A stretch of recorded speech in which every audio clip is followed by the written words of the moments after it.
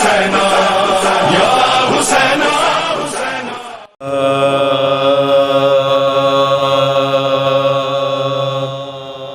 جب حرم قلعہ شیری کے برابر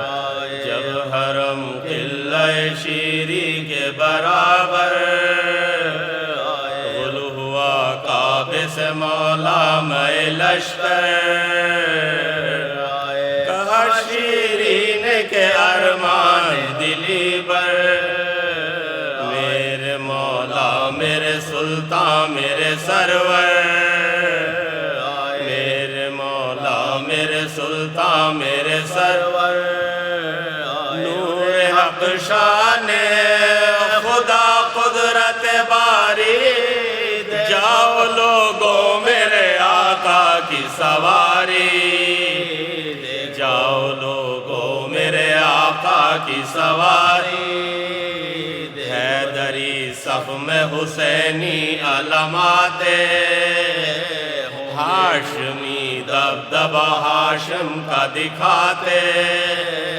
نوبتی داخل کے طبل بجاتے، خضر اس قافلے میں پانی پلاتے، خضر اس قافلے میں پانی پلاتے، دل کو نور رخ مولا سے تسلی ہوگی، کوہ پر طور کے مانند تجلی ہوگی، کوہ پر طور کے مانند تجلی، جن سے روشن ہے مدینہ وہ قمر آتے، جس کا مدفن ہے نجف میں وہ گور آتے، جس کا گھر عرش پہ ہے وہ میرے گھر آتے، یہ خبر اس کو نہ تھی نیزوں پہ سر آتے، یہ خبر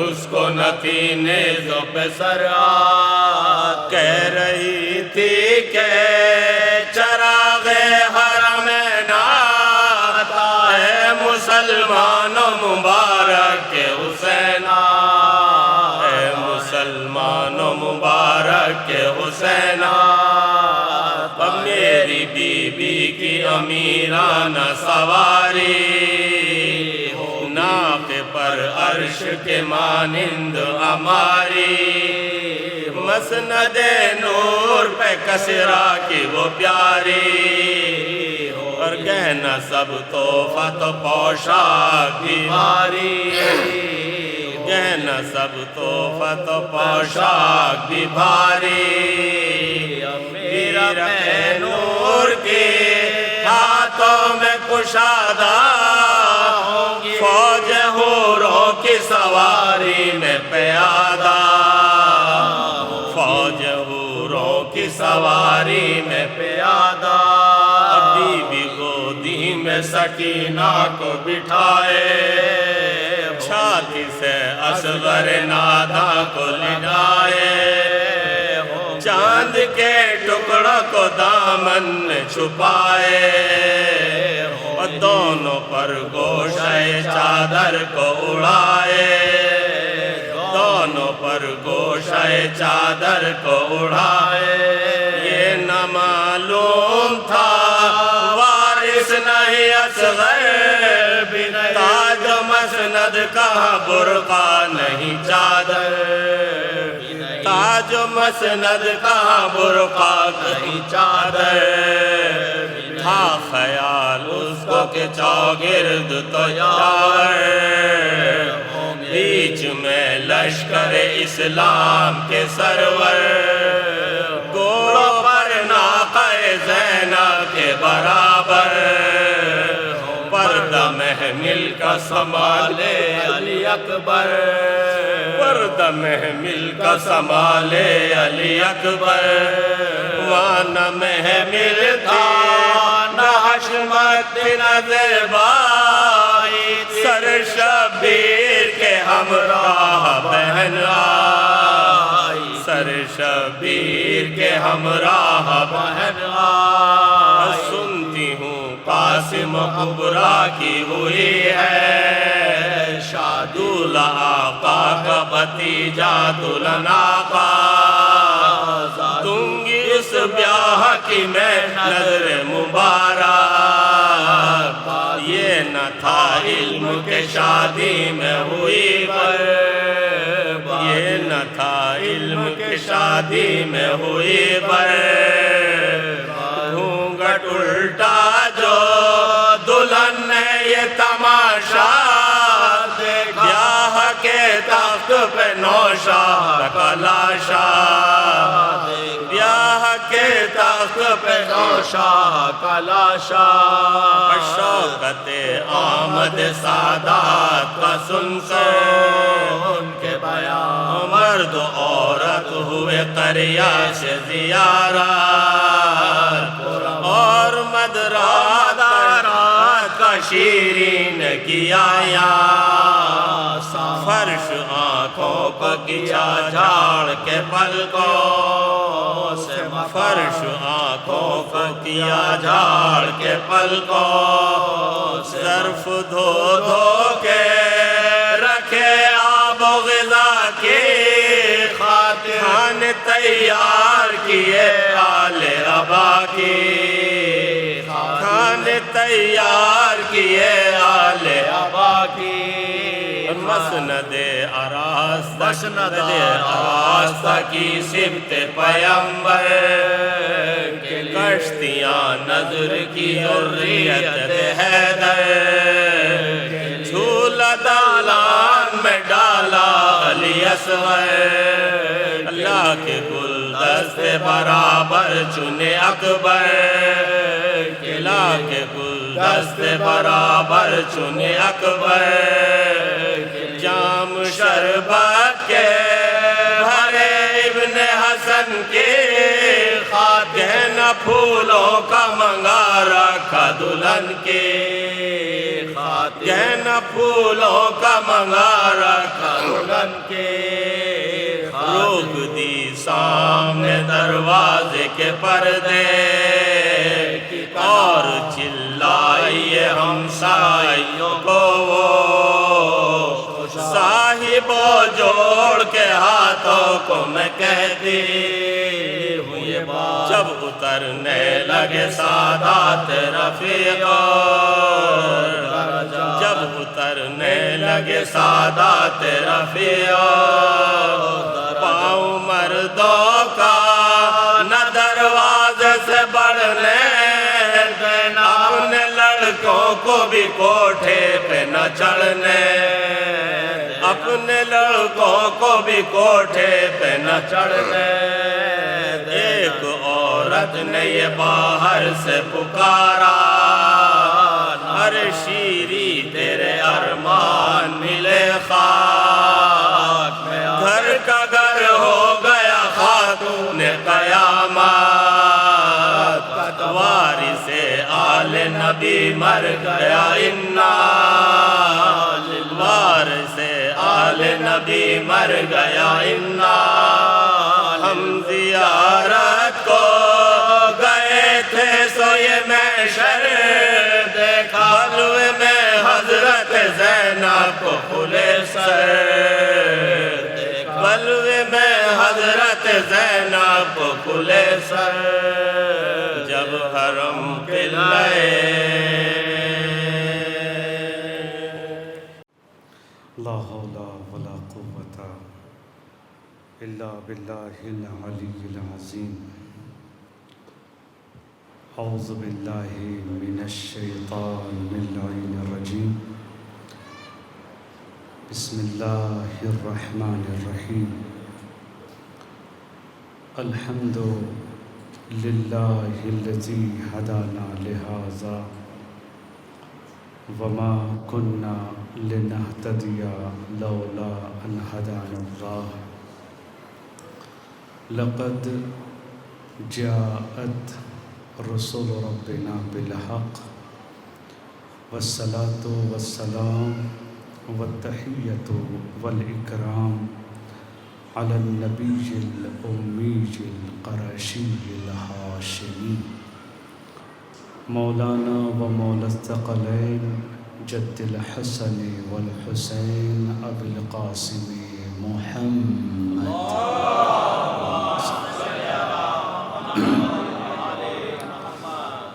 وآلہ الطیبین الطاہرین المعصومین المظلومین المنتخبین المنتجبین ولعنۃ الدائمۃ الباقیۃ علی اعدائہم وقتلتہم وغاصبی حقوقہم ومنکری فضائلہم اجمعین من الآن إلى يوم الدین اما بعد فقد قال اللہ الحکیم فی کتابہ الکریم وهو اصدق القائلین وقولہ الحق بسم اللہ الرحمن الرحیم الم تر کیف ضرب اللہ مثلا کلمۃ طیبہ کشجرۃ طیبہ اصلها ثابت وفرعها فی السماء تؤتی اکلها کل حین بإذن ربها ویضرب اللہ الامثال للناس لعلهم یتذکرون صلوات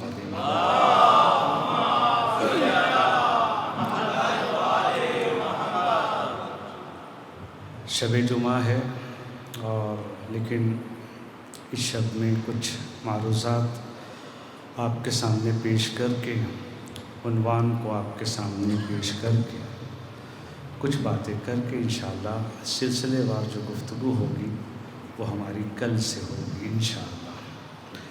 لیکن ایک توفیق مل گئی کہ شب جمعہ بھی درک کر سکیں، شب جمعہ بھی حاصل ہو اور اس ضمن میں پیش تمہیدی گفتگو اور تھوڑا سا پیش خیمہ تیار کیا جا سکے گفتگو کے حوالے سے، اور آپ حضرات کے ساتھ روبرو بھی ہو جائیں، آپ حضرات کو دیکھ بھی لیں. 2 سال گزر گئے، زندگی کے ایسے بہت سے سال گزر جاتے ہیں. خوش نصیب ہیں وہ لوگ جنہوں نے اپنے لمحوں سے استفادہ کیا، اور اللہ ان کو توفیق دے کہ جن کی زندگیاں گزرتی جا رہی ہیں لیکن مقصد حیات سے غافل ہیں، اللہ ان کو بھی توفیق دے کہ اپنی زندگی کے مقصد کو اور حسینی مشن کو پہچانیں. اسی ضمن میں کچھ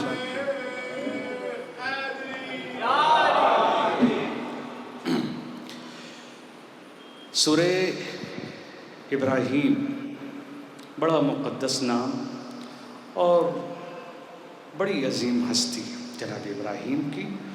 اللہ نے یہ جو قرآنی سورہ ہے، جو قرآنی آیات ہیں، خاص طور سے جب قرآن کے سوروں کو اللہ نے نام دیا تو ذہن انسانی کو بیدار کرنے کے لیے کہ یہ کچھ ہستیاں جن کے نام سے یہ سوروں کے نام رکھے جا رہے ہیں، تو کم سے کم انسان ان ہستیوں کے اوپر غور کرے کہ ابراہیم کے اندر ایسی کون سی خاص بات تھی کہ اللہ نے سورہ کا نام ہی ابراہیم رکھ دیا.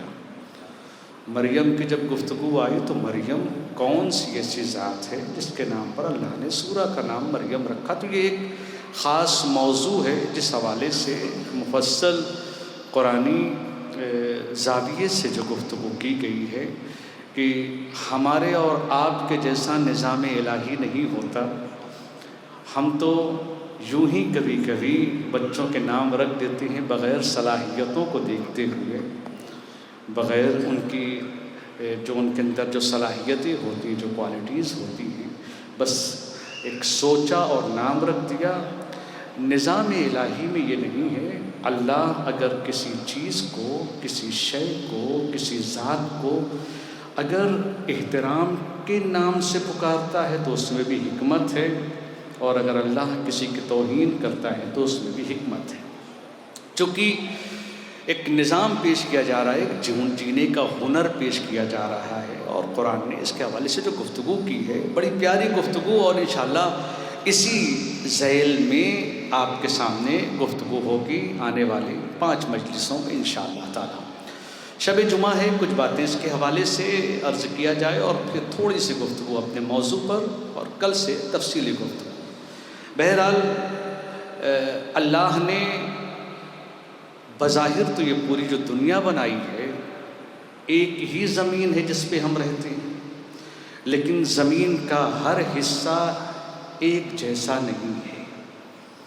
جتنے بھی اللہ نے زمین کے حصے بنائے، بڑودہ ہے، بھاؤ نگر، آپ جو بھی نام لے لیجئے، ایک مثال میں آپ کو دے رہا ہوں کہ بظاہر ہم کو دکھنے والی زمین ایک ہے، مگر جو اس کے حصے ہیں اللہ نے سب کی تاثیر بھی الگ رکھی، سب کی صلاحیتیں بھی الگ رکھی۔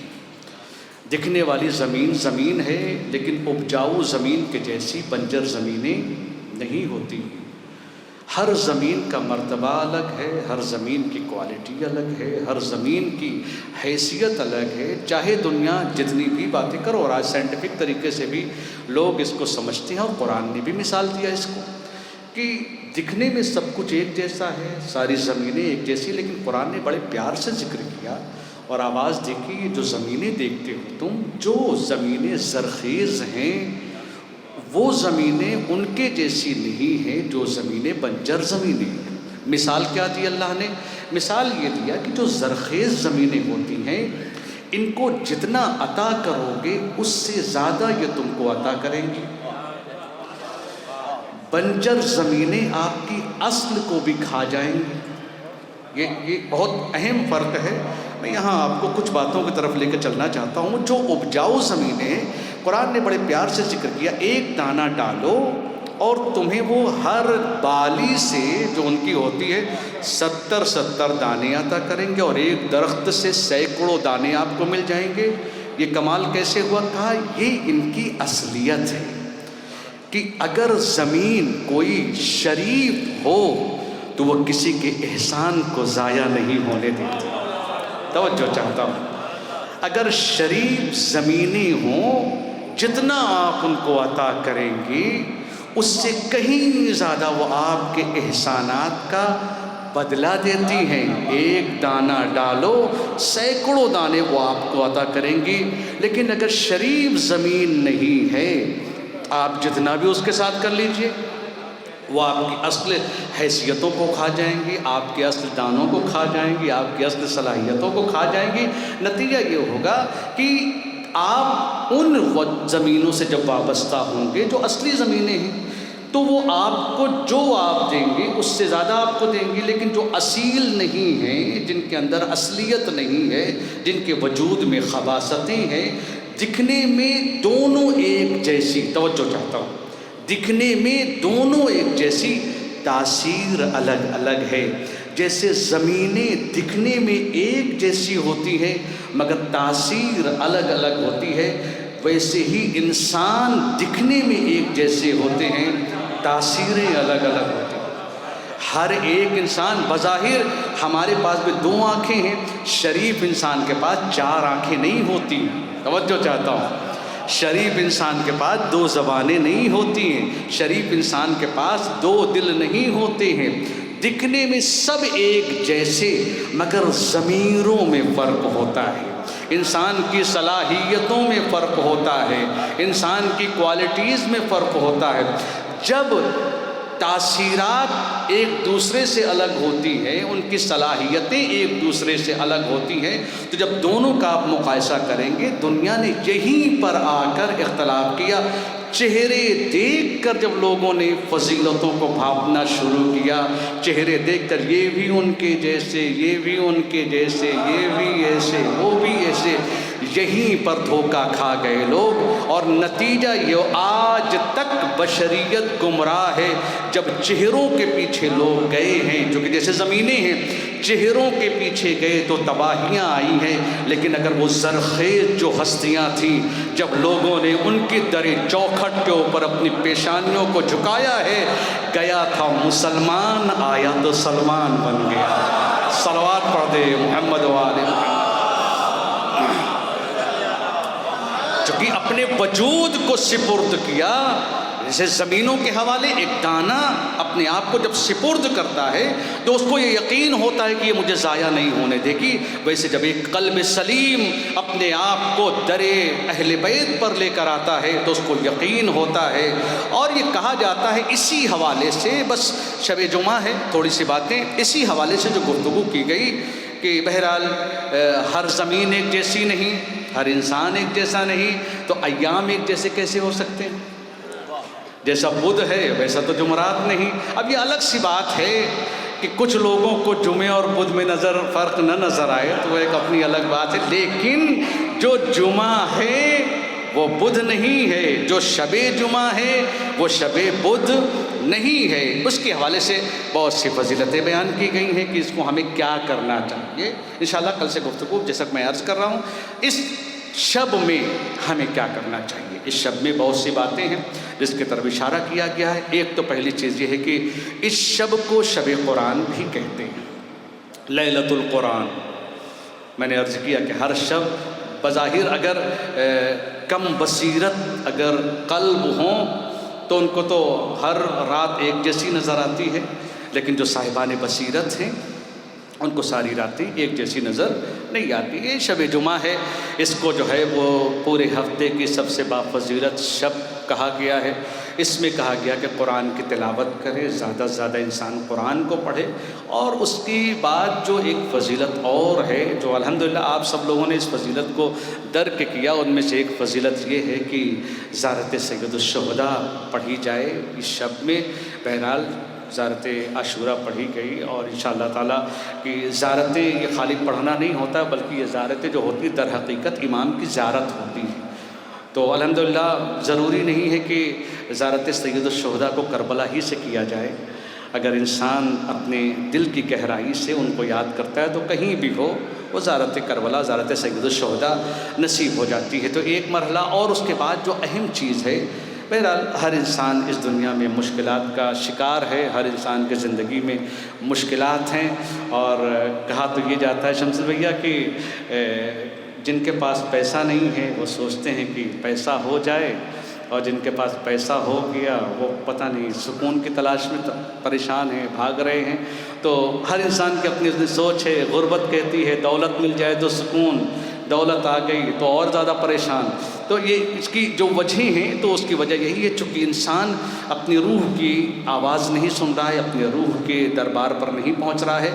تو ایک یہ اہم بات بتائی گئی کہ شب جمعہ انسان دعا کرے اپنے پروردگار کی بارگاہ میں، خاص طور سے جو رات کا تیسرا پہر ہوتا ہے اس میں انسان اپنے رب سے دعا کرے۔ اور روایتیں جو کہتی ہیں کہ دنیا کے سب سے عظیم گناہوں میں سے ایک گناہ جو کیا گیا تھا، اور آپ جانتے ہیں وہ گناہ تھا جناب یوسف کے بھائیوں کا۔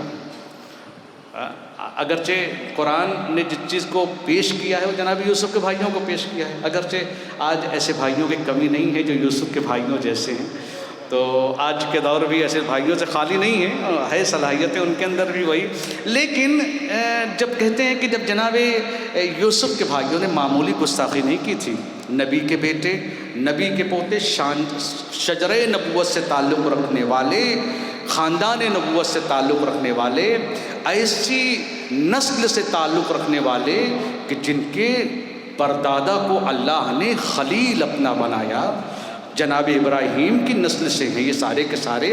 اور قرآن کی عظیم جو مثالیں ہیں قرآن پیش کرتا ہے، اور ایک بہت میں جس کی طرف انشاءاللہ گفتگو تفصیل سے کروں گا، لیکن ایک جس نقطے پر آ کر قرآن جس گفتگو کو آگے بڑھانا چاہتا ہے کہ میری قرآن کو دیکھو، میری آیتوں کو دیکھو، میری نشانیاں کو دیکھو، اور پھر تم سمجھو گے کہ نجات کا معیار کیا ہے۔ کسی نسل سے ہو جانا نجات نہیں ہے جب تک اس نسل کی صلاحیتیں تمہارے اندر نہ آ جائیں۔ یہ ہنر نہیں ہے، یہ ہم کسی فرض کر لیجئے کہ ہم سید شجرے سے ہمارا تعلق ہے، رضوی ہم ہیں، رضوی ہیں ہم ہیں، یہ میرے لیے کمال نہیں ہے جب تک اس منزل رضا پر نہ پہنچ جائے جو اللہ کی ہر مرضی پر راضی ہوں۔ رضوی ہونا کمال نہیں ہے۔ اگر شجرہ نبوت سے تعلق کمال ہوتا تو کبھی بھی ابو لہب کا نقص قرآن نہ پیش کرتا۔ میں اسی بات کی طرف، تو اتنی بڑے شجرے سے تعلق رکھنے والے، اتنے بڑے خاندان سے تعلق رکھنے والے 11 کے 11 بیٹے کس مقام پر پہنچ گئے؟ نبی خدا کو دکھ دینا، نبی خدا کو مارنا، نبی خدا کو قتل کی سازش کرنا، یہ ساری چیزیں اپنی ایک جگہ پر. لیکن کہتے ہیں دربار خداوندی ایسا ہے، بارگاہ خداوندی ایسا ہے کہ اگر انسان اپنے وجود کے ساتھ شرمندہ ہو جائے، انسان کا مزاج یہ ہے، اگرچہ تخلق باخلاق اللہ تبارک و تعالی، نبیوں نے یہی بات کی کہ تمہارے وجود میں الہی صفات ظاہر ہونے چاہیے، تمہارے وجود میں اللہ کے کمالات ظاہر ہونے چاہیے. ہماری وہ الگ کمیاں ہیں کہ ہم غلطیاں کرنے والے کو معاف نہیں کرتے ہیں، اور اللہ کا کمال یہ ہے کہ غلطیت جتنی بھی کرو اگر وجود دل کے ساتھ انسان تسلیم ہو جائے پروردگار کے سامنے تو اللہ کسی بھی گناہ کو معاف نہیں کرتا. یہ ایک الگ سی گفتگو ہے جو انشاءاللہ آپ کے سامنے پیش کروں گا. اتنی بڑی غلطی جناب ابراہیم کے بچوں کی، آپ سوچیں یعقوب کے بیٹے، اسحاق کے پوتے، خلیل الرحمن کے پڑ پوتے، معمولی ہستیاں نہیں ہیں. آپ سوچیں نبیوں سے جھوٹ بولا، نبی کو قتل کرنے کی سازش کی، لیکن ایک لمحے میں وہ جا کر ان کو یہ احساس ہوا کہ ہم غلط ہیں، ہم غلط ہیں. تو آئے اپنے بابا کے پاس، جناب یعقوب کے پاس، کہ ابا ہم سے غلطیاں ہو گئی ہیں، کوئی سبیل ہے، کوئی راستہ ہے، کوئی نجات کا ہمارے پاس کوئی راستہ ہو تو بتائیے. تو روایات کے بطور اور روایات کے عنوان سے جناب یعقوب کے پاس جب وہ آئے تھے تو کوئی اور دن تھا، لیکن کہتے ہیں کہ جناب یعقوب نے کہا بیٹا اب یہ غلطی تو معمولی غلطی نہیں ہے جو تم نے کیا ہے، اس کے لیے عظیم شب کا اہتمام کیا، اور وہ شب شب جمعہ تھی. اس شب کو جناب یعقوب کے بیٹوں نے جب آ کے اپنے باپ سے کہا تو بابا نے ان کے شب جمعہ اپنے بیٹوں کے لیے استغفار کیا. جن کو اولاد چاہیے، جن کو اچھی جاب چاہیے، جن کو اچھا دین چاہیے، میں جوانوں سے ضرور کہتا ہوں کہ دنیا کی ہر چیز مانگو مگر 2 چیزوں کے اوپر ہمیشہ توجہ رکھا کرو. ایک اچھی زوجہ کا مطالبہ کرو، جب اچھی دعائیں مانگنے کا موقع ملے اچھی زوجہ کا مطالبہ کرو، اور اچھی اولاد کا مطالبہ کرو. اس کے لیے شادی کے بعد نہیں، بچپنے سے ان دعاؤں کو مانگو، پتہ نہیں کس لمحے کی کون سی دعا قبول ہو جائے. اس لیے کہ اچھی اولاد ماں باپ کو کبھی مرنے نہیں دیتی، اور بری اولاد اپنے ماں باپ کو جینے نہیں دیتی. حقیقت ہے. اور آپ دیکھ لیجئے جو اولاد نیک ہیں انہوں نے اپنے ماں باپ کو ایسے تو برسوں ہو جاتا ہے مرے ہوئے مگر ان کو مرنے نہیں دیتی ہے. یہ کمالات اور یہ صلاحیتیں ان کے اندر. اب میں چلتا ہوں اس آیت کا ترجمہ کر کے اور پھر کچھ باتیں اس کے ذیل میں بیان کر کے اور آپ کی زحمت کو تمام کرتا ہوں. سورہ ابراہیم کی 24 نمبر آیت اور 25 نمبر آیت کو میں نے آپ کے سامنے تلاوت کیا، اور اس کی تلاوت کا شرف ہم نے حاصل کیا اور آپ نے بھی اس کو سنا. بہرحال قرآن کی آیات کو سننا، لیکن اس میں قرآن کی جن اہم نقطوں کی طرف جو اشارہ کر رہا ہے انشاءاللہ ان نقطوں کی طرف میں آپ کو لے کے چلوں گا. الم تر کیف ضرب اللہ مثلا کلمۃ طیبہ کشجرۃ طیبہ اصلها ثابت وفرعها فی السماء. میرے رسول آپ نے نہیں دیکھا کہ اللہ نے کس طریقے سے مثال دیا ہے کلمہ طیبہ کی شجر طیبہ سے. اب پھر گفتگو شجر طیبہ کی ہو رہی، پاک نسل کی گفتگو ہو رہی. اصلها ثابت کہ جس کی جڑیں مضبوط، محکم، مستحکم، ثابت، وفرعها فی السماء. اس کی جڑوں کو جب تم دیکھو گے تو بڑی گہرائیوں تک اس کی جڑیں پہنچی ہیں، مضبوط اور محکم ہیں. وفرعها فی السماء، اور اس کی شاخیں آسمانوں تک پھیلی ہوئی.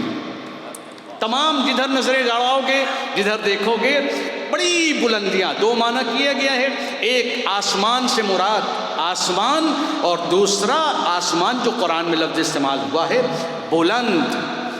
اگر بلند معنی نہ کیا جاتا تو اللہ آسمانوں میں ہے، اس کا مطلب کیا ہے؟ اسی لیے نہج البلاغہ میں مولا کہنے کہ اگر تم نے کہا اللہ اوپر ہے تو اس کا مطلب تم نے خالی کر دیا زمین کو. پستی کو اللہ سے خالی کر دیا۔ اللہ کو کسی جہت میں مقید نہیں کیا جا سکتا، اللہ کو کسی ڈائریکشن میں قید نہیں کیا جا سکتا، اللہ کو کسی سمت میں نہیں ڈالا جا سکتا ہے۔ اللہ ہر چیز، مطلب کیا ہوا؟ سما سے اللہ بلند ہے۔ اگر اس کی بلندی کو سمجھنا چاہتے ہو تو بلندیوں کی طرف جاؤ، اگر اس کی بلندیوں کو درک کرنا چاہتے ہو، وَفَرْعُهَا فِي السَّمَاءِ، یہ شجر طیبہ جس کی جڑیں بڑی مضبوط، بڑی محکم، بڑی مستحکم، کہ جن کو کہا جاتا ہے جن کو ہلایا نہیں جا سکتا، جن کو توڑا نہیں جا سکتا، جن کو برباد نہیں کیا جا سکتا، یا یوں کہوں جو جڑیں مضبوط ہوتی ہیں ان کو طوفان تباہ نہیں کر پاتے، ان کو سیلاب خراب نہیں کر پاتے، ان کو وقت کے دھارے کبھی بھی تباہ نہیں کر پاتے ہیں۔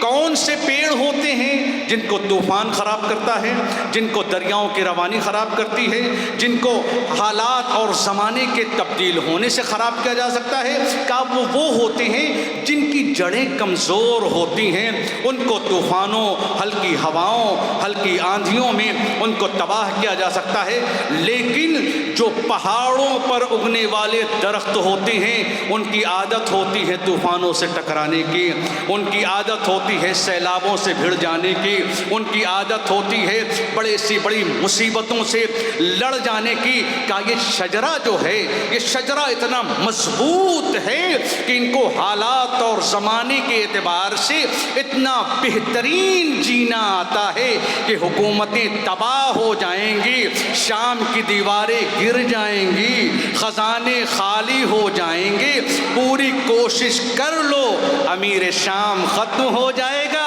علی باقی رہے گا۔ یہی ہنر، یہ شجر طیبہ ہیں، ان کو مٹایا نہیں جا سکتا۔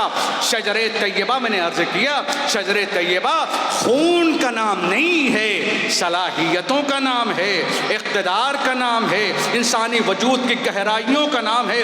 اپنے آپ کو اتنا بلند کر لو کہ دنیا پوری کوشش کر لے، ہلانے والے ختم ہو جائیں گے، تمہارا وجود ثابت رہے گا، تمہاری صلاحیتیں باقی رہیں گی۔ اصلھا ثابت، ان کی اصل، ان کی جڑیں بالکل محکم، بالکل مستحکم، بالکل مضبوط۔ فرعھا فی السماء، یہ آسمانوں تک ان کی شاخیں پھیلی ہوئی ہیں۔ اور یہی نہیں ہے، یہ دنیا کے عام درختوں جیسے نہیں ہیں، یہ دنیا کے عام پیڑوں جیسے پیڑ نہیں ہیں کہ گرمی کا زمانہ آیا آم نصیب ہوگا، سردی میں تمہیں آم نصیب نہیں ہوگا۔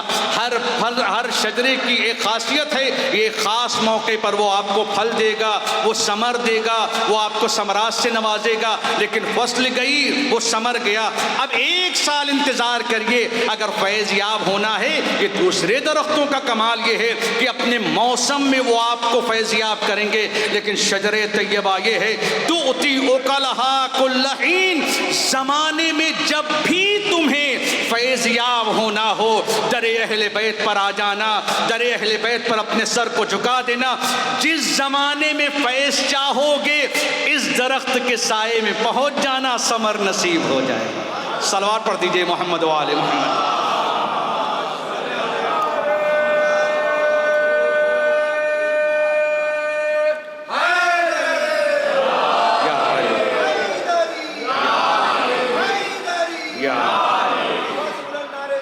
اللہم صلی اللہ علیہ وسلم۔ یہ عام درختوں جیسے درخت نہیں ہیں۔ بظاہر میں نے عرض کیا دکھنے میں درخت سارے ایک جیسے ہوتے ہیں، لیکن ہر درخت کی صلاحیتیں الگ الگ ہوتی ہے۔ جس طریقے سے چہرے ایک جیسے ہوتے ہیں، جسم ایک جیسا ہوتا ہے، یہیں پر دنیا دھوکہ کھا گئی۔ انہوں نے سوچا رسول کی 2 آنکھیں ہماری بھی 2 آنکھیں، رسول کے 2 ہاتھ ہمارے بھی 2 ہاتھ، رسول کے 2 پیر ہمارے بھی 2 پیر۔ جیسے نبی بازاروں میں چلتا ہے ویسے ہم بھی چلتے ہیں، مگر فرق ہے تمہاری نگاہیں ظاہر کو دیکھنے میں بھی کوتاہیاں کرتی ہیں، شجر طیبہ کی نگاہیں صلبوں میں چھپے ہوئے مومنوں کو بھی پہچان لیتی. یہاں پر یہ نگاہیں عام نگاہوں جیسی نہیں ہیں، ان کے وجود. اسی لیے شمائل نبوہ کی جب بات آتی ہے، نبی کے کمالات کی جب بات آتی ہے، ایک بات میں عرض کروں اور آپ کی زحمت کو تمام کرتا ہوں. کہا شمائل نبوہ میں جب علماء نے ذکر کیا اور ایک بات کو پیش کیا، کہا نبی ہمارے جیسے. بھائی ظاہر سی بات ہے، ہوتا یہی ہے کہ دکھنے میں سب ایک جیسے ہوتے. ابھی اسی میں مجھے تو نہیں معلوم ہے کس کی کیا صلاحیتیں ہیں، کس کا کیا ہنر ہے، کس کے پاس کون کون سی کوالٹیز ہیں، کون IAS ہے، کون تاجر ہے، کون کسان ہے، مجھے تو نہیں پتا ہے. لیکن قربت بڑھتی جائے گی تو صلاحیتیں نکھرتی چلی جاتی ہیں. لہٰذا دور سے دیکھ کر کسی کی صلاحیتوں کو اندازہ نہیں لگایا جا سکتا ہے. صلاحیتوں کو دیکھنے کے لیے انسانی ضرورتیں یہ ہیں، قربت حاصل کرو، صلاحیتیں نصیب ہونا شروع ہو جاتی ہیں. لہذا اگر دکھنے میں ایک جیسے ہیں تو اس کا مطلب یہ نہیں ہے جیسے سارے درخت دکھنے میں ایک جیسے ہیں مگر ان کی خصلتیں الگ الگ ہیں. کھجور کا درخت عام درختوں جیسا نہیں ہے، زیتون کا درخت عام درختوں جیسا نہیں ہے، انار کا درخت عام درختوں جیسا نہیں ہے. ان کے میووں کی تاثیریں الگ الگ ہیں. بس ایک فرق یہ ہے کہ آپ دنیا کے جس درخت کے پاس جائیں گے وہاں پر کچھ کچھ اپنی خصلتیں ہیں اس کے اعتبار سے، لیکن وہ شجرہ جس کو اللہ نے بڑی ذمہ داری دی ہے. اور شجر طیبہ کی ذمہ داری کیا ہے؟ شجر طیبہ کی عظیم ذمہ داری یہ ہے کلمہ طیبہ کی حفاظت. لہذا جب کلمہ طیبہ، اسی لیے علماء نے کہا کلمہ طیبہ سے کیا مراد ہے؟ کہا کلمہ طیبہ سے مراد توحید ہے، کلمہ طیبہ سے مراد حق کی باتیں ہیں، کلمہ طیبہ سے مراد انسان کے تمام تر وہ عقائد دینیاں ہیں، تمام تر اچھی گفتگو ہے. اللہ نے یہاں پر پیش کیا کہ کلمہ طیبہ کو سمجھنا ہے تو شجر طیبہ کو سمجھو. اگر تم شجر طیبہ کے دروازے تک پہنچ گئے تو توحید سمجھ میں آنا شروع ہو جائے گی. ایک جملہ کہوں اور آپ کی زحمت کو تمام. اب ہماری ذمہ داری یہ ہے کلمہ طیبہ یعنی توحید کو سمجھنا. توحید کون سمجھائے گا؟ شجر طیبہ سمجھائے گا. توحید کون سمجھائے گا؟ جو توحید کو سمجھتے ہو. اللہ کی باتیں کون بتائے گا؟ جو اللہ کو جانتے ہو. یہی وجہ ہے کہ جن لوگوں نے شجر طیبہ سے دور رہ کر توحید کو سمجھا ہے انہوں نے خدا کے وجود کے ایک حصے کو جہنم میں ڈال دیا. لیکن جنہوں نے توحید کو علی سے سمجھا ہے وہ اتنی بلندی تک سمجھ گیا ہے کہ سینے کے اوپر بلال حبشی کے سینے کے اوپر ابو جہل، ولید، ابو سفیان نے جب ان کے سینے پر پتھر رکھا ہے تاریخ بتاتی ہے پتھر ٹوٹ گئے، عقیدہ بلال نہ ٹوٹا. وجہ ہے درک کرنا ہے. مضبوط کالج کوئی حیثیت والے نہیں ہوتے ہیں. اگر پروفیسر مضبوط ہے تو شاگرد مضبوط ہوگا. لیکن آج کا دور کیسا ہے؟ بڑی بڑی بلڈنگوں کو دیکھ کر ہم مدرسوں میں، اسکولوں میں بچوں کو ڈال دیتے ہیں. نتیجہ کیا ہوتا ہے؟ نتیجہ آپ کے سامنے ظاہر ہے اور اس کی طرف مجھے نہ جاتے ہوئے. لیکن اگر انسانیت اس جگہ سے وابستہ ہو جائے جو شعور و ادراک کی اعلیٰ ترین منزل پر ہیں تو ٹھیک ہے. ظاہری اعتبار سے سہولتیں نہیں ہیں، ظاہری اعتبار سے وہ چیزیں اویلیبل نہیں ہیں جو ہونی چاہیے. لیکن اگر اس در سے وابستہ ہو گیا انسان جو کلمہ طیبہ کو سمجھتا ہے تو بھی تاریخ بتاتی ہے کہ تاریخ نے ایک چیز کو پیش کیا آج تک دنیا یہی نہیں سمجھ پائی توحید کیا ہے. بعض نے تو یہاں تک بتا دیا شب جمعہ ہوتی ہے، اللہ عرش سے اترتا ہے، در در جاتا ہے، نماز جمعہ کا وقت آتا ہے، سب کو بلاتا ہے. کسی نے پوچھا کہ اللہ عرش سے اترتا کیسا ہے تو بعض لوگوں نے کہا کہ جیسے میں اتر رہا ہوں اپنے ممبر سے ویسے اللہ اترتا ہے. نتیجہ یہ ہے کہ جس نے اللہ کو جسم میں قید کیا نہ اس نے رسول کو سمجھا نہ اس نے اللہ کو سمجھا، لیکن جس نے توحید کی گہرائیوں میں اپنے قدم کو رکھا ہے۔ بڑی تاریخ نے ایک جملہ کہا، علی کی بلندی یہ ہے، علی کا کمال یہ ہے، دنیا یہ سمجھ رہی ہے کہ ہم نے علی کو بہت بلند کر دیا۔ بعض ذاکرین کے جملہ ہے، میں نقل کر دوں، اچھی باتوں کو نقل کرنا چاہیے۔ بڑی پیاری بات کہی کسی نے، کہتے ہیں کہ لوگ یہ کہتے ہیں تم نے علی کو بہت بڑھا دیا ہے۔ توجہ، لوگ یہ کہتے ہیں تم نے علی کو بہت بڑھا دیا ہے، یہ علی کو ہم نے نہیں بڑھایا ہے، مصیبت یہ ہے تم نے نبی کو ہم سے سنا ہی نہیں ہے۔ اگر نبی کو ہم سے سنتے تو تم کو پتا چلتا نبی کتنا بلند بالا ہے۔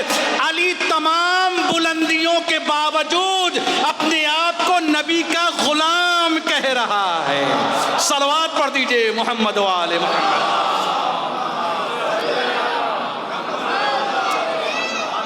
تم نے نہیں سمجھا؟ لبیک یا حسین،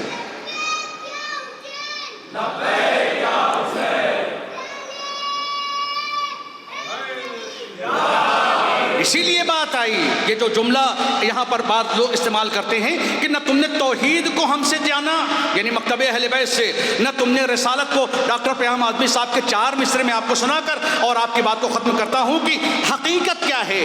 علی کو تم نے ہم سے سنا، ان کا جملہ یہ، علی کو تم نے ہم سے سنا، نبی کو تم نے اپنے عالموں سے سنا۔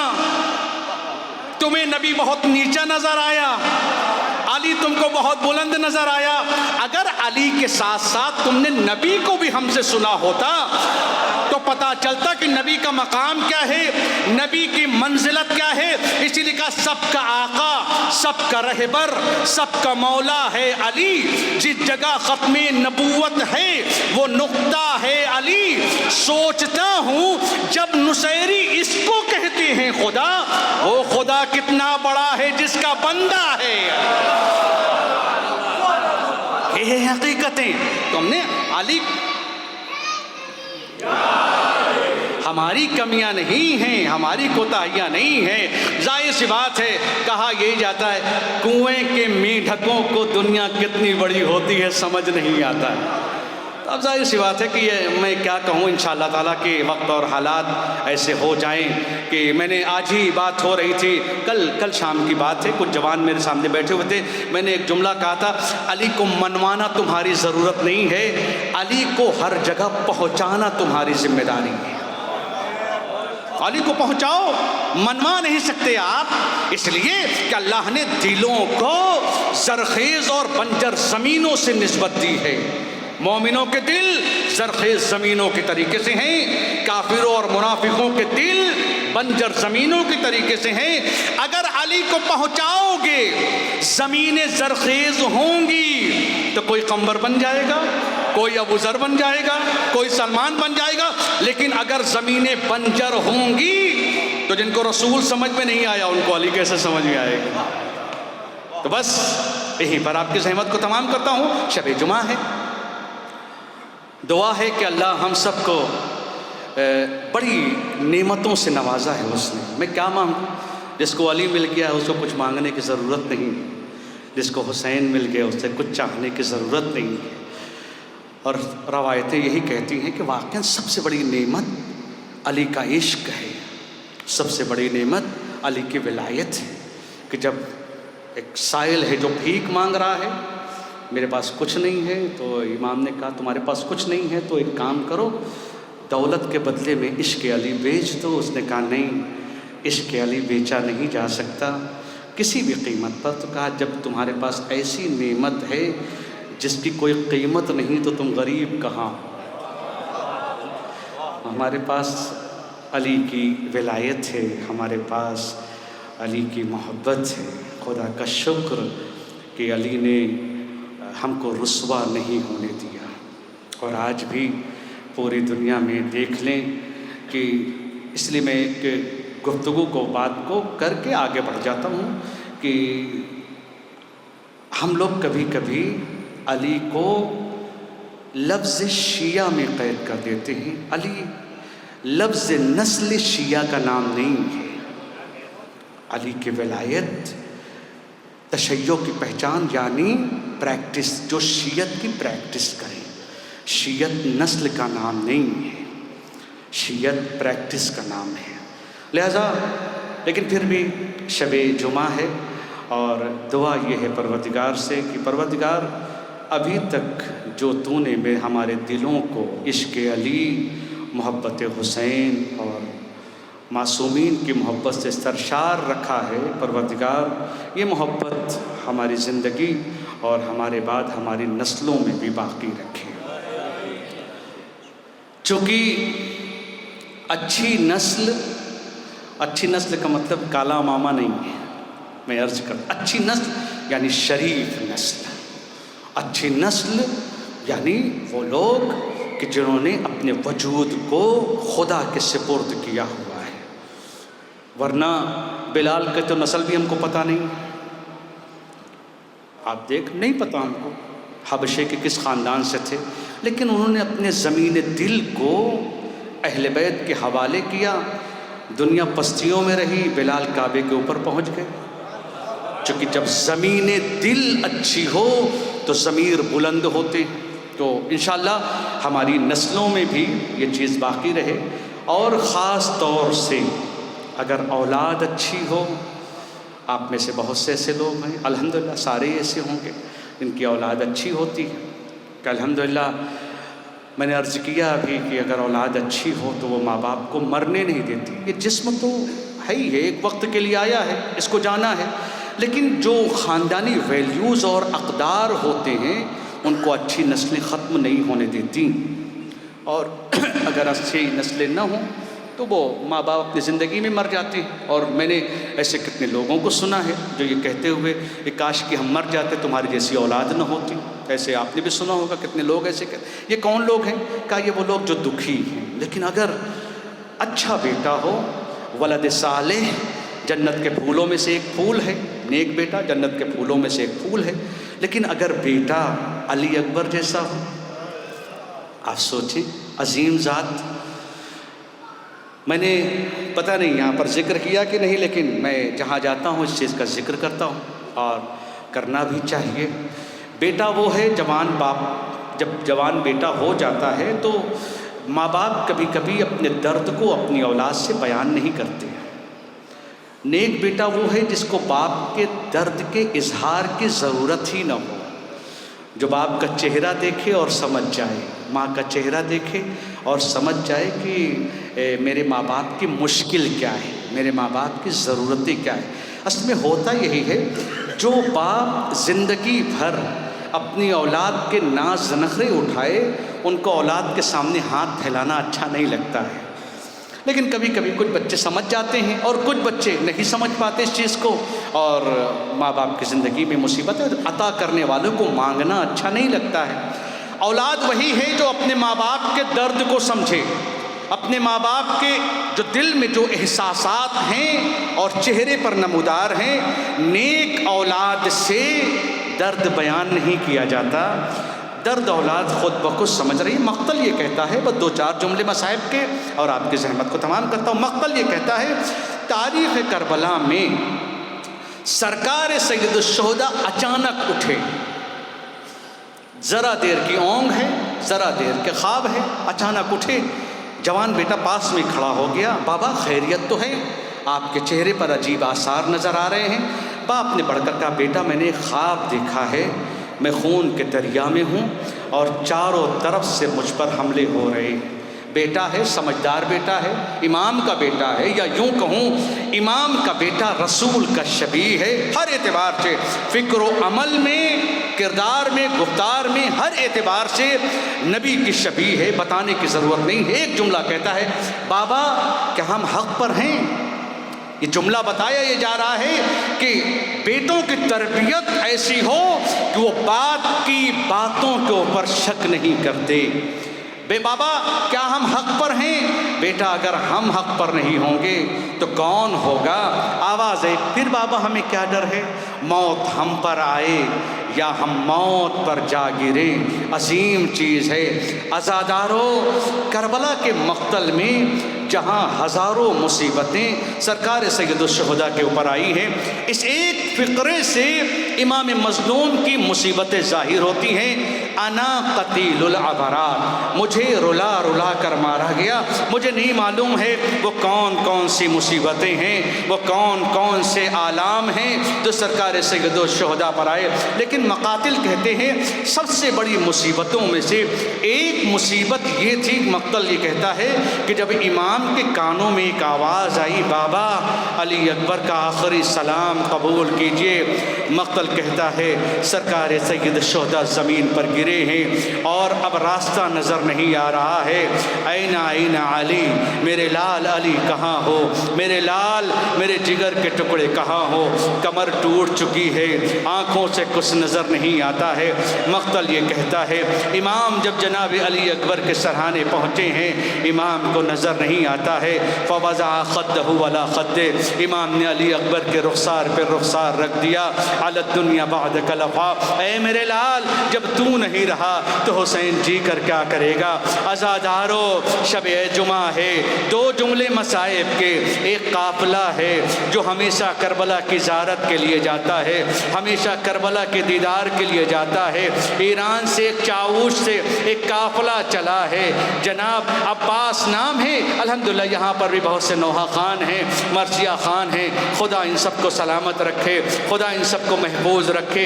ایران سے قافلہ چلا ہے، چاوش سے قافلہ چلا ہے، ہر سال کی طریقے سے اس سال بھی ارادہ یہ ہے کربلا کی زیارت ہو جائے، کربلا کی زیارت نصیب ہو جائے۔ ہر ایک کے حالات ایک جیسے نہیں ہوتے ہیں۔ اچانک قافلہ آیا، عباس تم نہیں چلو گے؟ تمہیں بھی تو چلنا چاہیے۔ کہا آپ اس بار آپ لوگ جائیے، میری استطاعت ایسی نہیں ہے، میرے حالات ایسے نہیں ہیں، میرے پاس پیسے نہیں ہیں، میں کربلا کیسے جاؤں گا، حالات نہیں ہیں، پیسے نہیں ہیں۔ قافلے نے بڑھ کر کہا عباس اگر تم نہیں آؤ گے تو وہ نوحے کون پڑھے گا، وہ رقتیں کون لائے گا، وہ علی اکبر کی مصیبتیں۔ عباس کے کٹے ہوئے بازو، علی اصغر کے گلے پر تیر سے شعبہ، اس کو کون سنائے گا؟ ایک کام کرو، تمہارے پاس نہیں ہے، ہم تمہیں لے کر چلتے ہیں۔ لوگوں نے اہتمام کیا، سب لوگ لے کر چلے۔ ارباب عذاب، یہ قافلہ پہنچا، 2 منزلیں دور ہے، شب جمعہ ہے۔ لوگوں نے کہا یہی رک جایا جائے کہ کربلا چلا جائے۔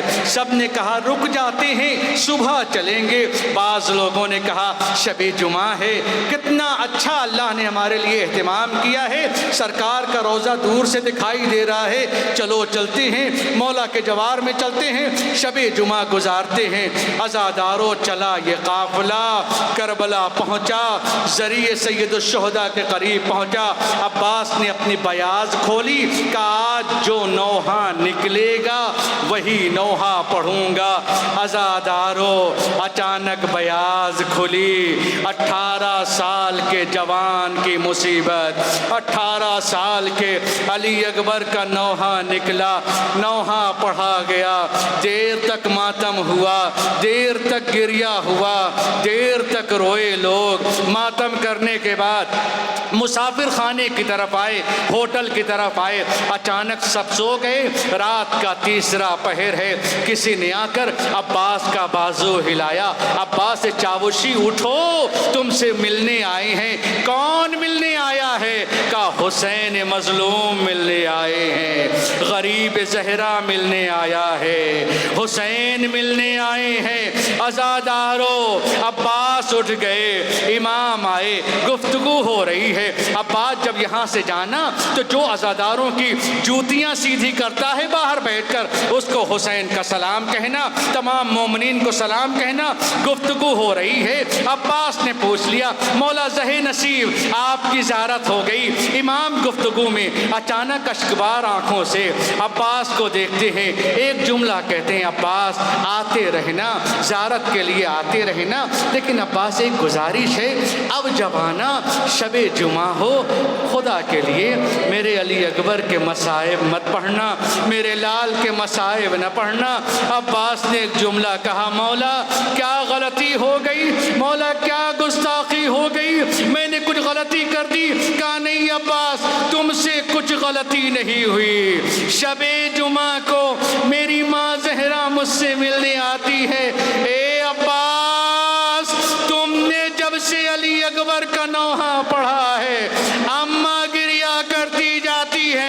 والیا واکبرا ہائے میرا جواں سال علی اکبر، ہائے میرا تشنہ لب علی اکبر. اے عباس اماں غش پہ غش کھا رہی.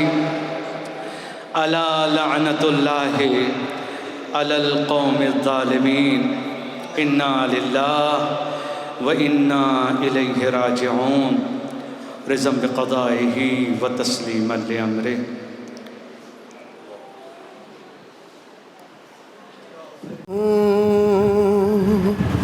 کہاں تلاش کرے اپنے لال کو، جنگل میں مار ڈالا ہے ہر زہرا کی آل کو. بانو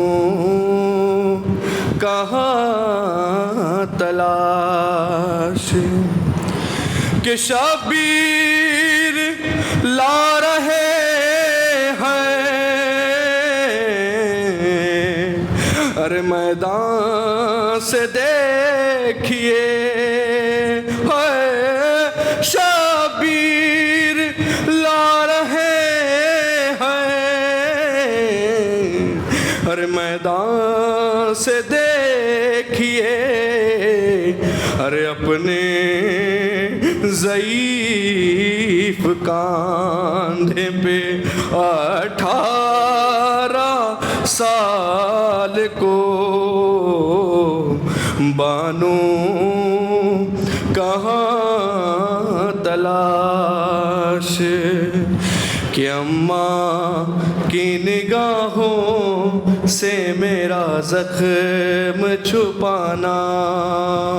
اماں کی نگاہوں سے میرا زخم چھپانا. اماں کی نگاہوں سے میرا زخم چھپانا. کہ بابا میرے سینے میں سنا ٹوٹ گئی ہے. اماں کی نگاہوں سے میرا زخم چھپانا. اماں کی نگاہوں سے میرا زخم چھپانا. کہ بابا میرے سینے میں سنا ٹوٹ گئی ہے. اماں کی نگاہوں سے میرا زخم چھپانا. اماں کی نگاہوں سے میرا زخم چھپانا. ہاں اس طرح کلیجے میں اتر آئی ہے برچی. سینہ نہیں ارمان بھی ماں کے ہوئے زخمی. چاہا تھا میری ماں نے مجھے دولہا بنانا. کہ بابا میرے سینے میں سنا ٹوٹ گئی ہے. اماں کی نگاہوں سے میرا زخم چھپانا. اماں کی نگاہوں سے میرا زخم چھپانا. ہاں جی چاہتا ہے آپ کی تسلیم کو اٹھوں. رتبے کا تقاضا ہے کہ تعظیم کو اٹھوں. ارے مشکل ہے مگر ہاتھ کلیجے سے ہٹانا. کہ بابا میرے سینے میں سنا ٹوٹ گئی ہے. اماں کی نگاہوں سے میرا چھپانا اماں کی نگاہوں سے میرا زخم چھپانا میں جانتا ہوں ضد وہ بہت تم سے کرے گی تنہا تمہیں زینب کبھی آنے نہیں دے گی اور مقتل میں میری پالنے والی کو نہ لہنا کہ بابا میرے سینے میں سنا ٹوٹ گئی ہے اماں کی نگاہوں سے میرا زخم